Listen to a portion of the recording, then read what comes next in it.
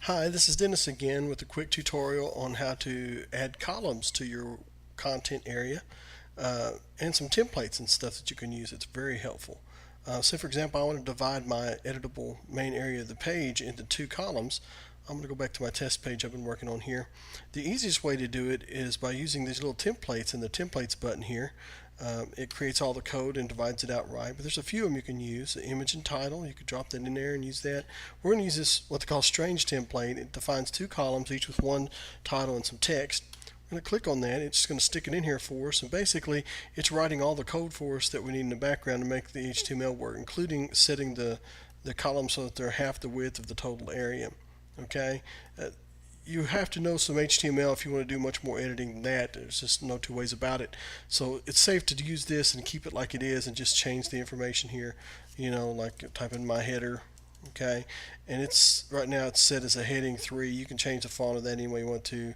Just change it to normal if you want to, and then your size to whatever you want it to be. And if you want a different color, you can do that as well.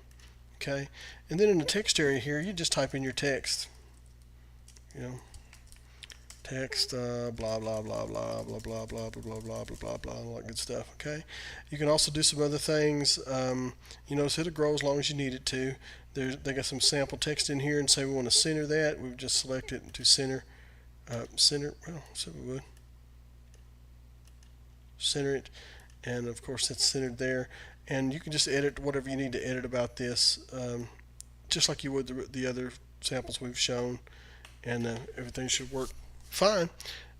Basically, then you just hit, you can put pictures in there or whatnot.